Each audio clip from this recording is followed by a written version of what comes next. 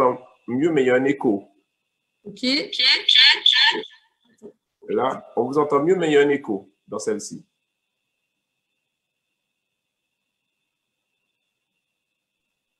Alors, vous allez me dire si ça va mieux comme ça. Je jongle avec deux ordinateurs pour la connexion, en fait. Okay. Là, ça a l'air... On verra si ça fonctionne bien. Donc, je disais que globalement, si on avait donc fermé nos entreprises, qu'est-ce qui se serait passé? On aurait eu globalement les 70% de nos charges fixes, c'est-à-dire notre masse salariale qui aurait été prise en charge par l'État via le chômage partiel. En faisant le choix de rester ouvert et de continuer notre mission d'information, d'éducation, de divertissement, nous avons renoncé dans une certaine mesure à ces aides puisque la part de chômage partiel est assez limitée. Mais en même temps, on savait qu'on allait jouer un rôle fondamental dans cette crise. Travail d'information des journalistes dans le cadre des journaux télévisés, le maintien du lien social avec les émissions, avec des animateurs et le soutien psychologique aux auditeurs. Faut le rappeler, sur certaines radios, nous sommes à 3 heures, en moyenne à 3 heures d'écoute journalière, ce qui montre à quel point les radios sont un lien énorme avec les populations. Le travail de prévention, via la diffusion gratuite de messages institutionnels qui nous ont été envoyés par l'ARS et le ministère de la Santé, un support à l'éducation avec des émissions spéciales qui ont été mises en place de lutte contre le décrochage scolaire, et encore une fois, le lien aussi avec les institutionnels, que ce soit la préfecture, la DIEC, l'ARS et donc les populations. Donc en résumé, en fermant les radios privées, qu'elles soient généralistes ou musicales, nous n'aurions pas assuré le rôle essentiel, mais nous aurions été aidés. Et en restant ouverts et en participant activement à la lutte contre le coronavirus, eh bien, on n'est plus aidés parce qu'on ne rentre plus dans le cadre du chômage partiel. Un cadre, vous demandiez qu'est-ce qu'on en pense des mesures, qui est exceptionnel, il faut le dire, mis en place dans un temps record, ça va sûrement sauver de nombreuses entreprises, mais un cadre dans lequel nous, médias, ne rentrons pas.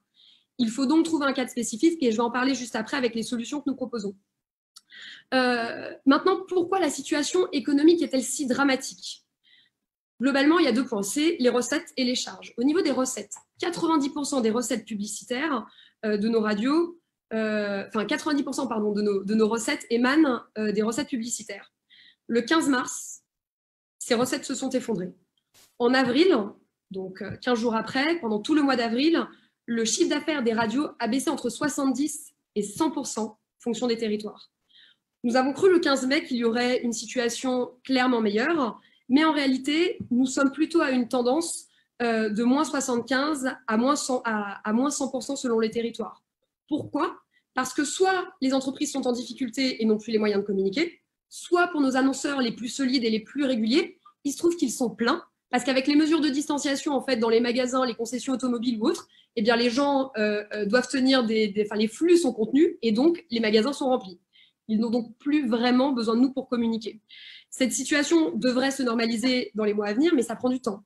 Et là où nous sommes encore plus en difficulté qu'en métropole, c'est que nous sommes dans un micro-marché. Résultat des courses, les opérateurs sont peu nombreux par type d'activité, et donc le jeu de la communication, de la concurrence, est plus faible et moins porteur de publicité. On me posait la question de savoir à un moment quelle était la part des annonceurs nationaux. En 2019, on était à 4%. Là, il y a plus d'annonceurs nationaux dans certains territoires, sinon ça a été divisé par 2, donc 2% du chiffre d'affaires. Clairement, nous ne pouvons donc compter que sur nos annonceurs locaux. À Mayotte, spécifiquement durement frappé par la crise sanitaire, il n'y a aujourd'hui aucun chiffre d'affaires depuis le 17 mars et aucun signe de reprise. Aujourd'hui, ils envisagent de cesser leur diffusion. Donc, on est vraiment dans une situation d'urgence encore plus importante sur Mayotte.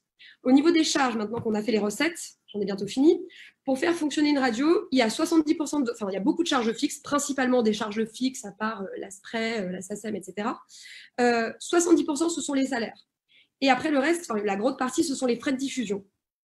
Vous l'avez compris, nous avons dû payer les salaires puisqu'on a pu faire très peu appel au chômage partiel, à peu près 20, maximum 30% selon les radios. Et donc, nous avons pris en charge les salaires. Ensuite, sur la partie droit de diffusion, 80% des radios fonctionnent évidemment avec TDF. Là où en métropole, vous avez 2 opérateurs et où il y a un jeu de concurrence, nous n'avons qu'un seul opérateur qui est TDF.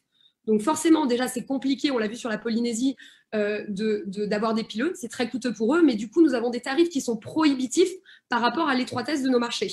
Et donc là, on se retrouve dans une situation où nous devons tous payer les droits de diffusion, ou en tout cas 80%, il y en a certains qui ont leur propre pilote, mais 80% doivent payer leurs droits de diffusion, alors même qu'il n'y a pas de recettes publicitaires. Donc globalement, niveau de charge quasiment équivalent, avec un niveau de recettes qui s'est effondrée.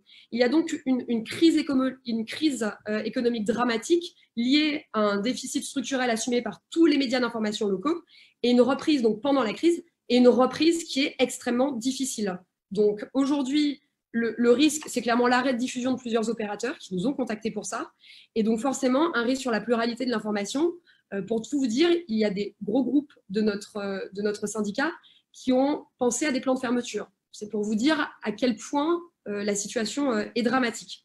Donc là, on va juste terminer sur les solutions qu'on a imaginées. La première chose, c'est la LEDEM renforcée. Nos structures ont été énormément affaiblies parce qu'en 2019, fin 2018, au PLF 2018, il y a eu la suppression de la LEDEM renforcée, qui a été réintégrée pour la presse, mais pas pour la télé ni pour la radio. Donc, si je prends certains groupes comme le groupe RCI, on est passé d'une situation structurellement bénéficiaire. Alors, encore une fois, on ne gagne pas des millions non plus sur les médias, tout le monde le sait, mais pour autant, c'était une situation qui était bénéficiaire à une situation déficitaire, juste liée à l'arrêt de la LEDEM renforcée. Pour nous, pour déjà au moins imaginer qu'il n'y ait pas le Covid, pour réussir à revenir à une situation équilibrée, il faut absolument remettre la LEDEM renforcée sur la télé et la radio. Ensuite, il y a la gestion de la situation de crise, c'est-à-dire ce moment du Covid où nous avons eu pendant chaque semaine qui passait des pertes d'exploitation énormes avec 0 recette publicitaire. Pour ça, ce qui nous paraîtrait bien, c'est qu'on puisse prendre en charge les salaires comme si nous avions été fermés. On n'a pas l'impression de faire quelque chose de plus que les autres. On a joué un rôle fondamental. Si on était fermé, on nous aurait aidé, qu'on puisse nous aider au moins à périmètre égal. Alors, peut-être pas avec le système de chômage partiel qui ne serait pas applicable, mais avec une aide spécifique. Ensuite, nous avons diffusé des messages pour toutes les mesures barrières, des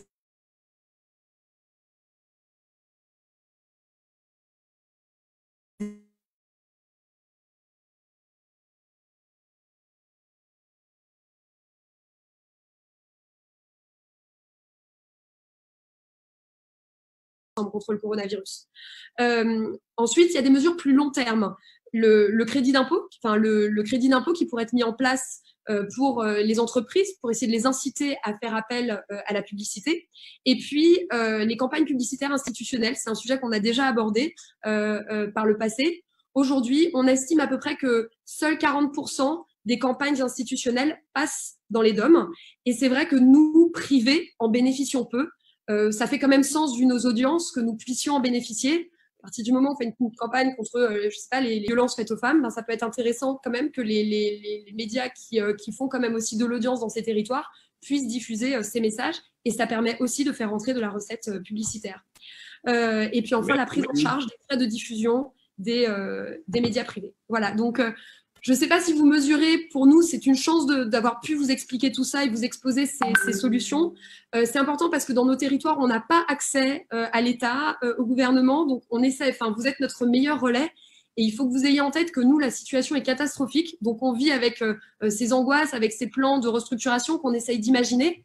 Mais on a vraiment besoin d'une aide significative pour passer cette crise. Voilà. Merci beaucoup, Madame Élisée. La parole maintenant est donnée à Madame Sylvie Jangoul, directrice du pôle Outre-mer de France Télévisions, pour aussi 5 minutes d'intervention.